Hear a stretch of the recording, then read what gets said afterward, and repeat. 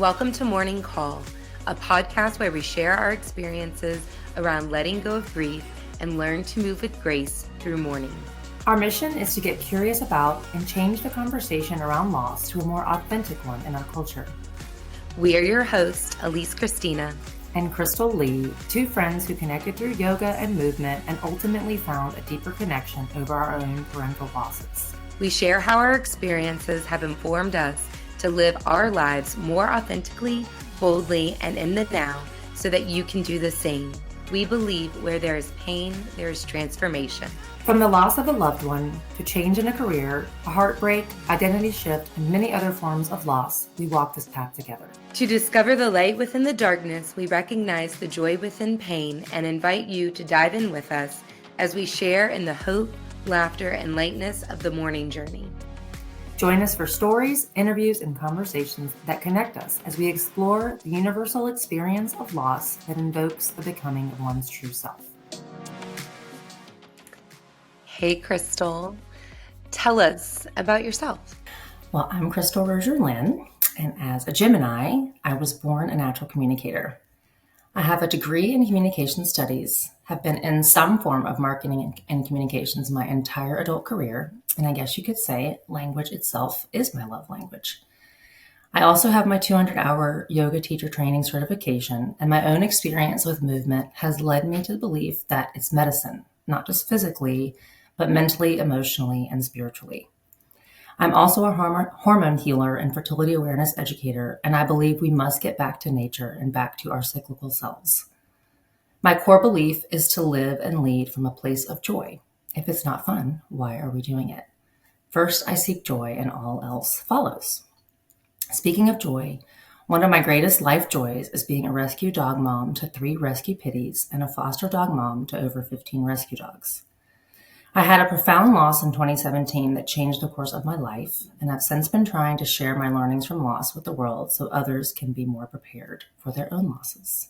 I love that. And one of the things, it was our shared experience. We became friends through movement class, and sharing and yoga and other forms of movement. And we connected there, but then realized that we shared that common profound loss and started conversations. So, Crystal, will you share with us your experience of your loss? In 2017, it was April of 2017, I lost my dad, and he and I were very close. You could say I was a daddy's girl. And I was actually, unfortunately, I was abroad. I was on a trip to Italy, and we were doing like Capri, Positano, that whole Amalfi Coast area, and Rome afterwards for a wedding. And I got a phone call. Actually, it was the night of the wedding, but which is interesting, the venue we were at in 2017, it literally had no Wi-Fi. There was no connection. Like, it was just sort of a blessing and a curse that we didn't get any phone calls or messages till we got back to our Airbnb. And then both my husband and I's phones were like blowing up that there'd been a family emergency, but it had happened like 6 hours before. So on one end, it was like maybe good that like my dad would have wanted me to enjoy the wedding. So it was kind of like some sort of divine intervention that we did not have any service. Which is just funny because I don't think I've ever been anywhere unless it's like the North Carolina mountains in the middle of nowhere that doesn't have service. So it was sudden, and we were flying back. This was a Saturday. We were flying back Monday. So, but my dad had he was young. He wasn't even 60. So he had been out running errands and collapsed and had a heart event. So, kind of those 6 hours that we had been at the wedding had passed, and my mom and my sisters were dealing with this back in the States, obviously. And, so it was just sudden, no time to prepare mentally, emotionally, whatever.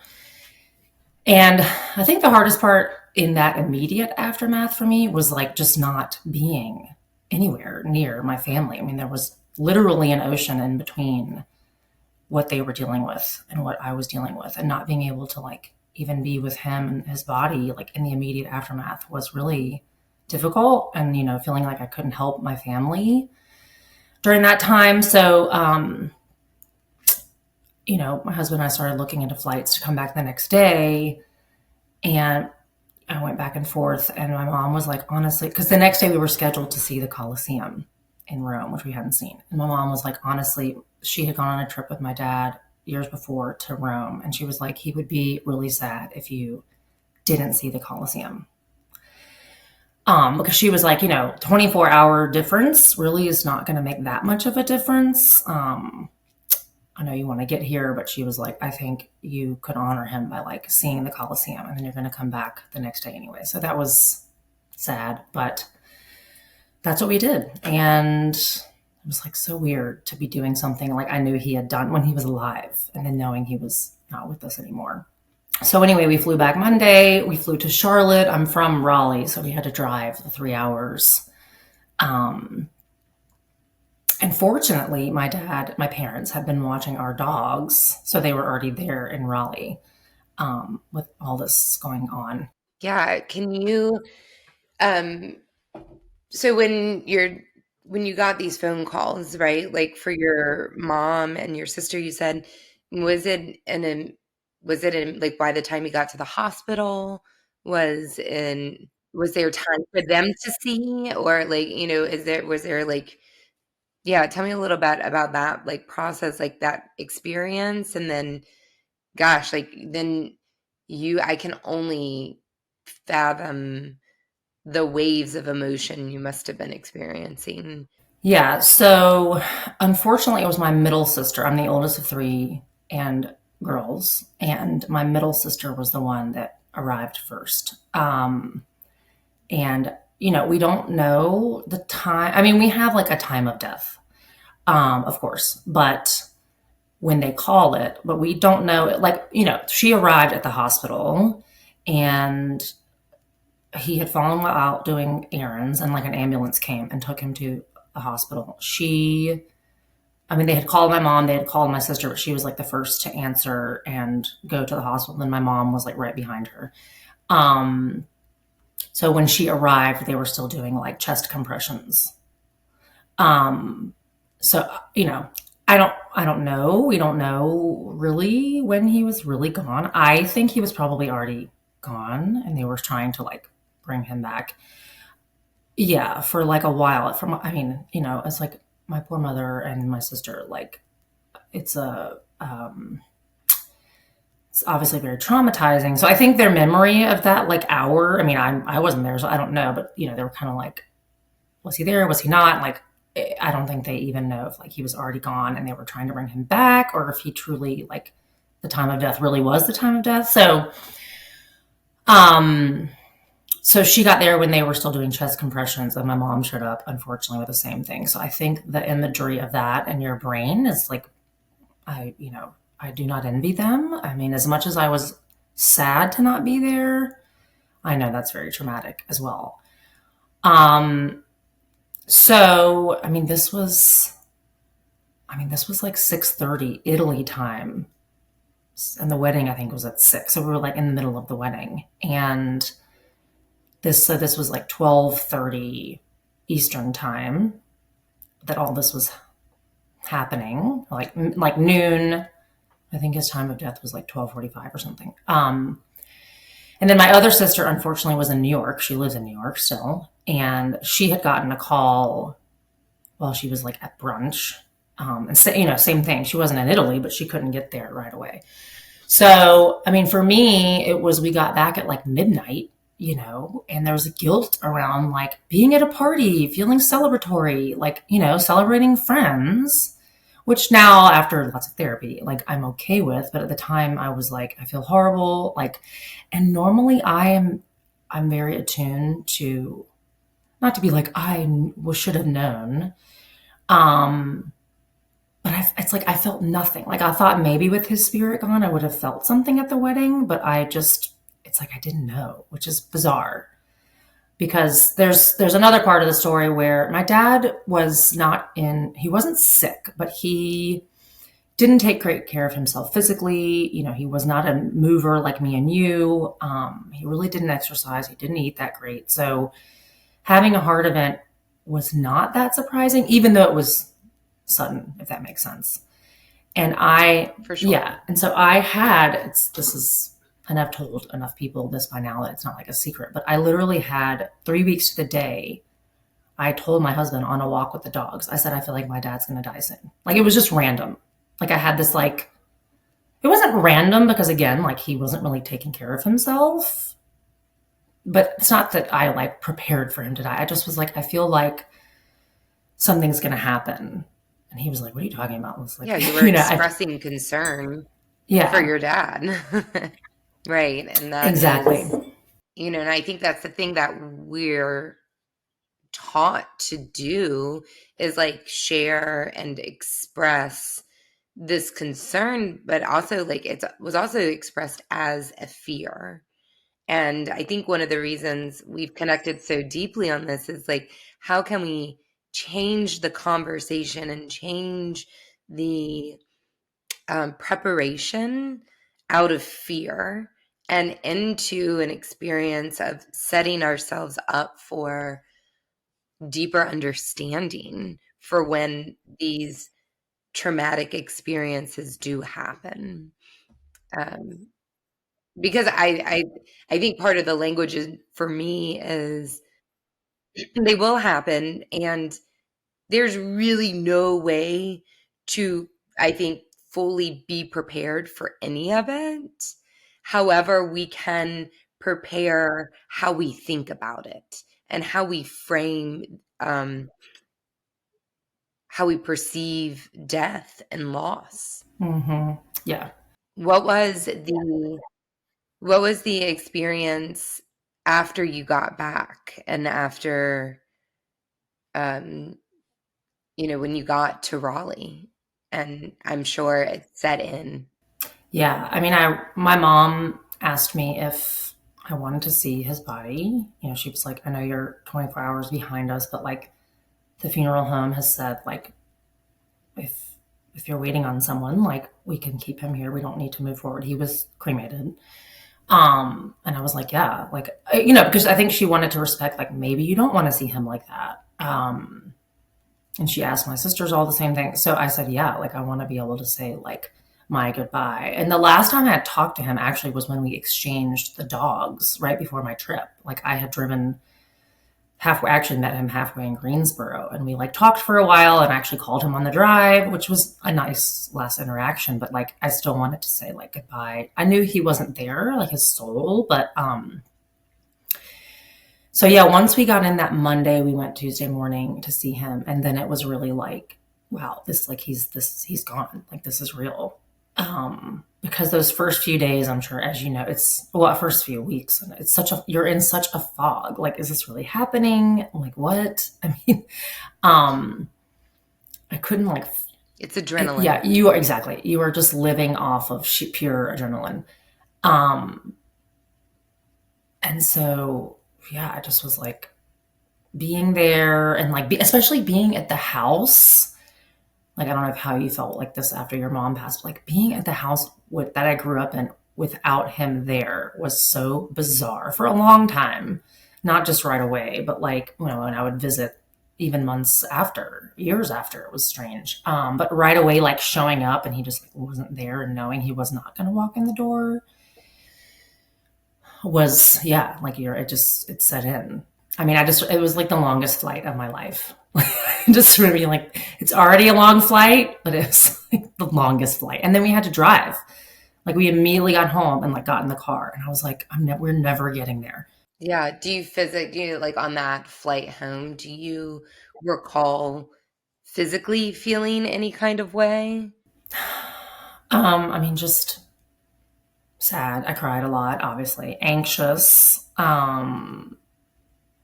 Like again, that was just like that pumping. I didn't sleep at all the first night. Like after we got back, we were still in Italy and Rome, and we get like phone calls, and I'm got like Instagram and the Facebook messages. Like my mom just and my sisters couldn't reach us, and like they were like we eventually figured like you must have been in like at a venue with like literally no service because we would never like not answer.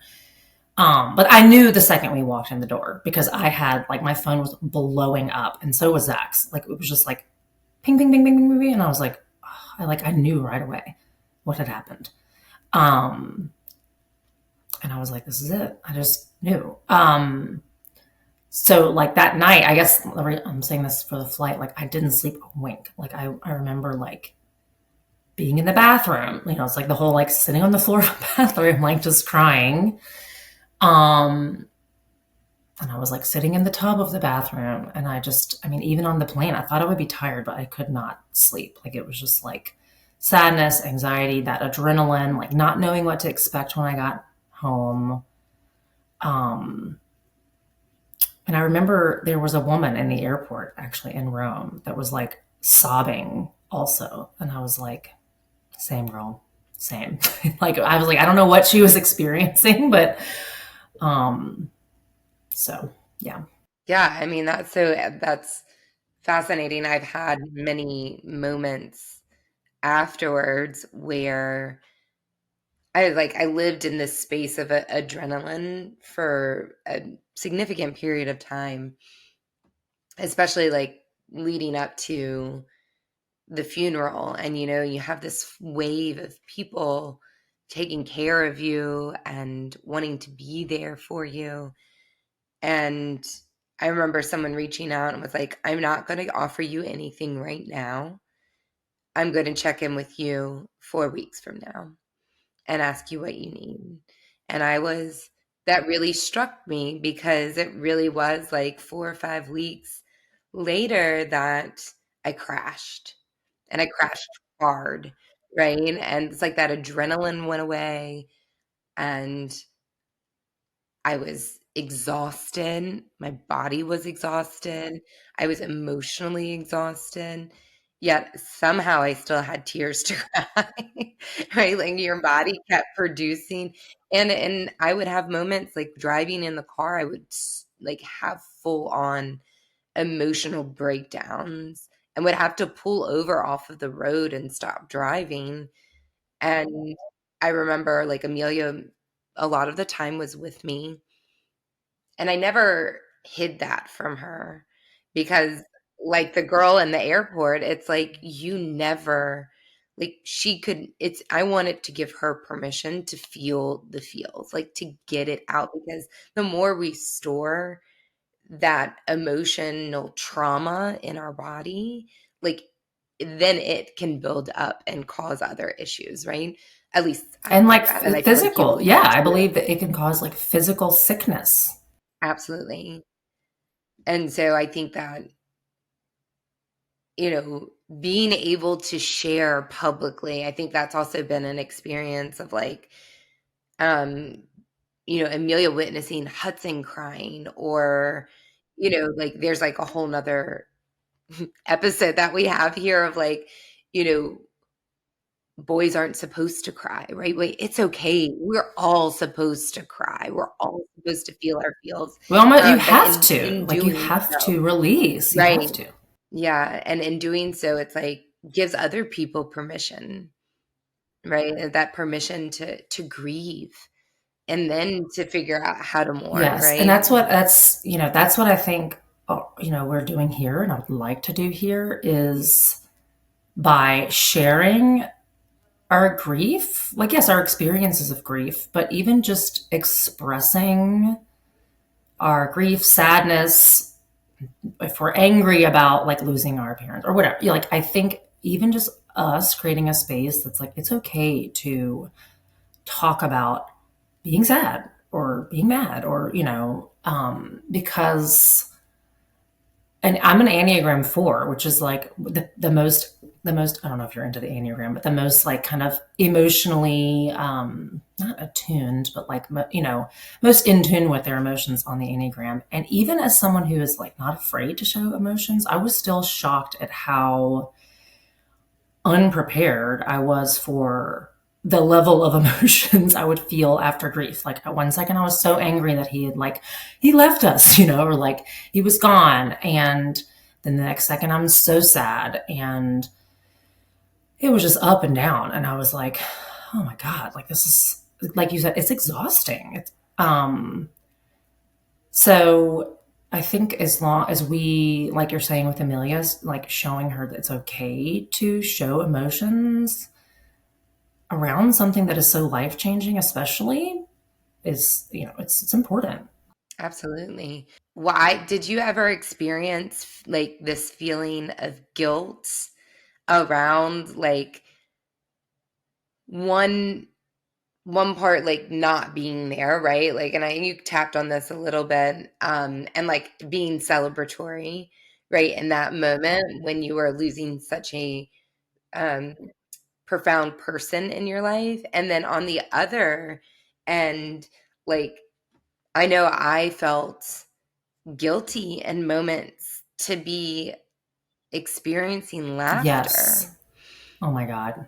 And and that's like one of the things that I've really been able to choose for myself with the work that I do is that I can be sad, I can be angry, and I can still choose to live in joy, right? To live in that um, still while feeling it all, right? I remember, like, it's funny because I can't remember what I laughed about now, but I remember like the first time I like truly like belly laughed, and I was like, oh, like I caught myself. Like I was like, I can't be laughing. Like my dad just died. Like this, nothing is funny right now. And I remember being like, oh my God, like I laughed and I felt horrible about it, you know? Um, so, or even, yeah, like I think the first, like another wedding or like, it's funny, my husband's birthday was a week later. It was the night before my dad's service. And, I didn't want him to lose like us celebrating his birthday. But of course, the last thing I thought was like celebratory. But we went out to dinner and we still like got him like a birthday cake or whatever. And there was still a little bit of a like, okay, we can still celebrate Zach with my dad gone. But it was so weird to try to have like that it was so very like, just a dichotomy of grief and joy at the same time, you know? Those like polar opposites of like them both. Um, I think it was one of the first times in those experiences and after my mom passed, of experiencing the duality, right, of such opposition at the exact same time. And I was just like, how is this possible? It was kind of foggy. It was like our my sister and I's birthdays are a day apart in August.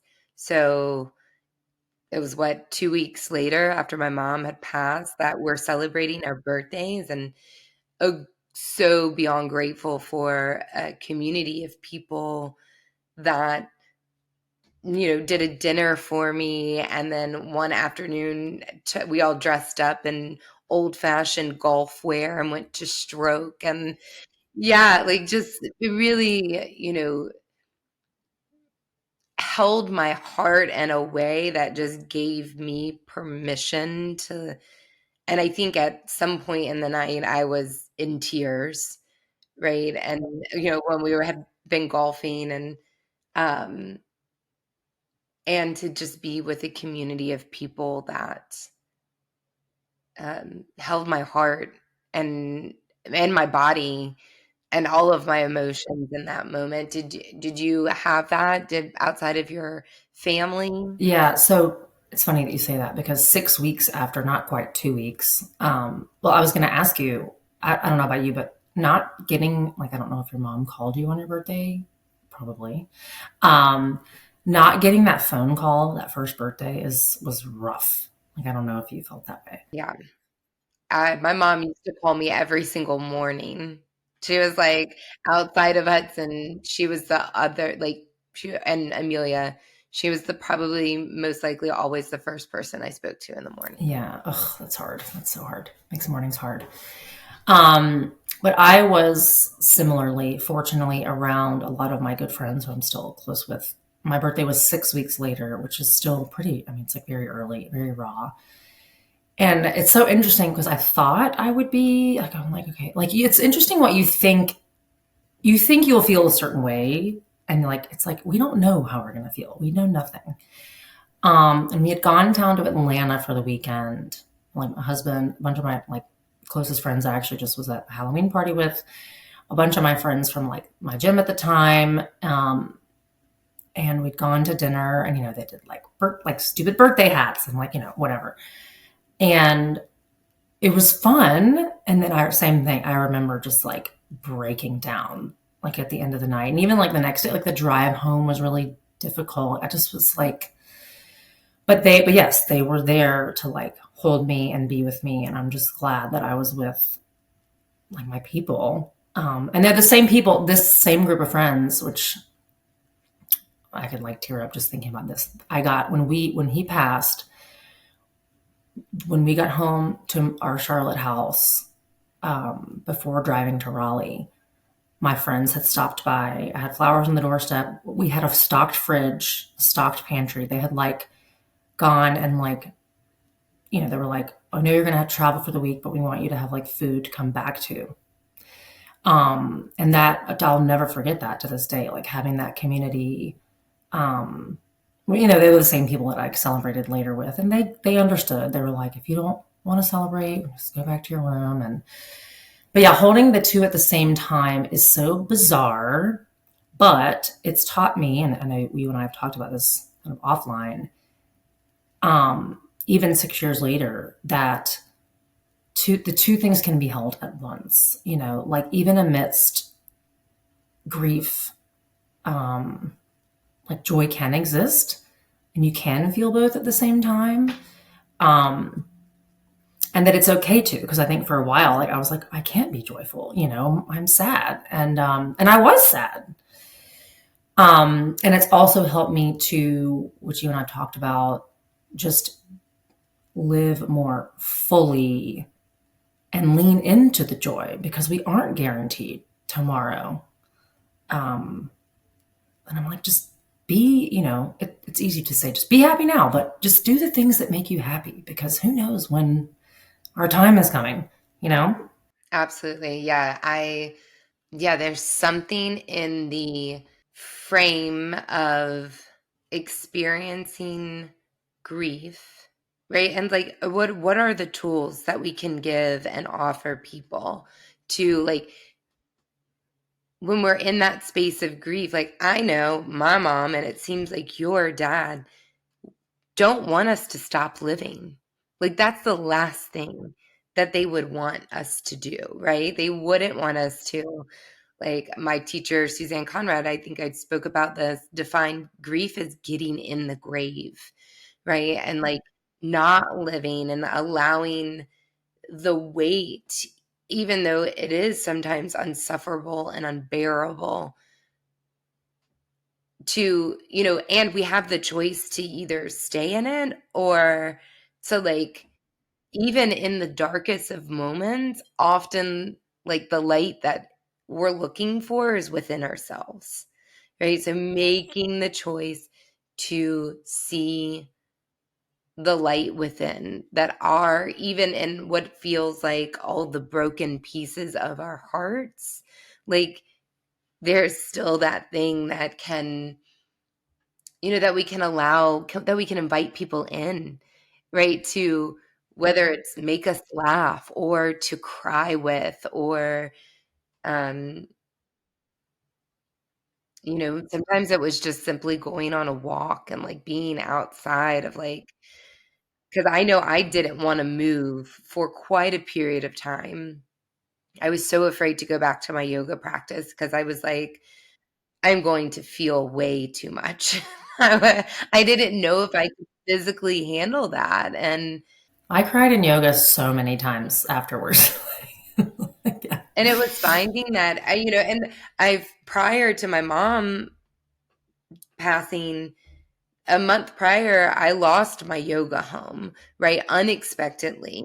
Like that was, and That's so a big I grief too, didn't, like a big, huge. yeah, I didn't even know how, I didn't even know where to go, and it was in 2020, in the height of the pandemic. I was, you know, it felt a lot of the time like I was flailing. Yeah. Oh Like my God. I I don't think I had realized that was like like, the timing was that close. yeah, and then that really got me thinking about like how whether it's a person, I mean, because I would say that losing the Yoga One community was a very profound loss. Not only was it my primary work and stability that I had created for my life, it was my community. It's where we showed up to give hugs and get hugs. It was a very unique place and in so many people's hearts, and it was gone. And so it was like, where do I go? What do I do? And then grateful for the people that were like, "Hey, come practice in the park with me," or um, yeah, it became finding it again for myself and finding the light and finding, yeah, it was a rediscovery of finding that joy and making the choice to be open to it, knowing that I know in my heart of hearts that like my mom would be so proud of my sister and my dad and myself for the way in which we are choosing to continue to live. Yeah, absolutely. Well, and I always think because they didn't get the chance to keep living. So we should keep living. Like there's things that Absolutely. I've experienced since my dad's been gone. I'm sure you felt the same way that I'm like, oh, I wish he could experience this. And so I'm like, I have to because he can't, you know? Um, yeah, I was going to back to the yoga practice and,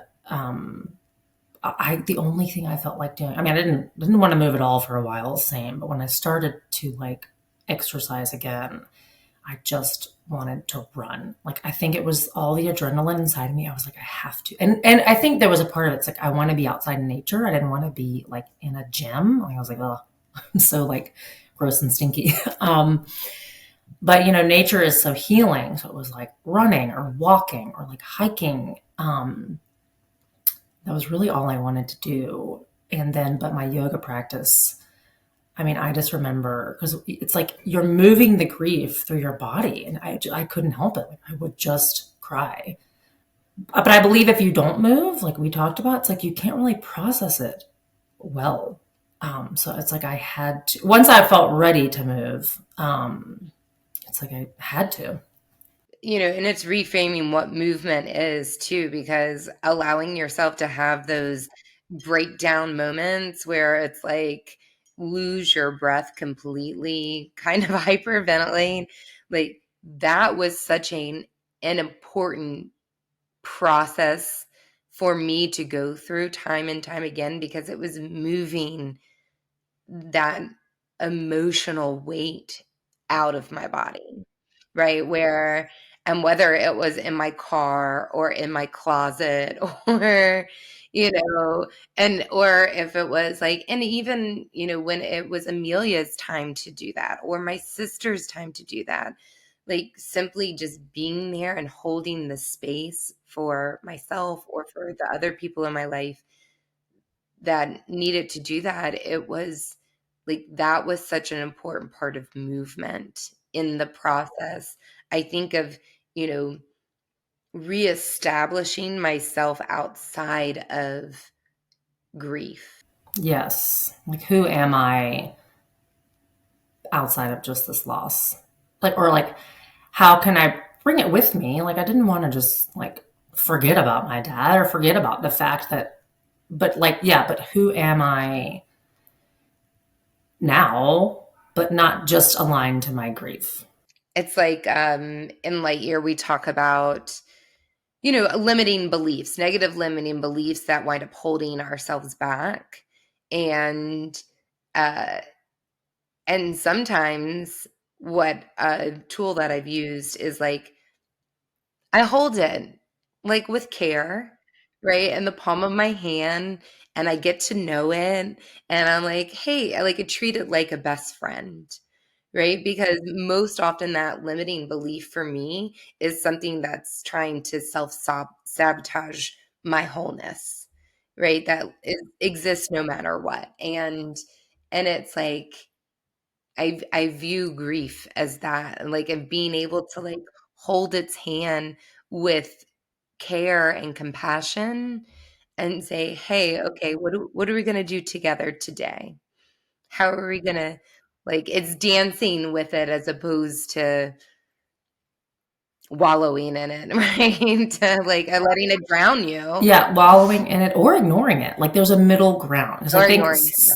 I think as a society we are taught so much to like grieve and then a week later after the service or whatever, like go back to normal. And a lot of people, kind of at no fault of their own, but just as a society, we're taught like, okay, now go back to normal or like hide your emotions about a lot of things.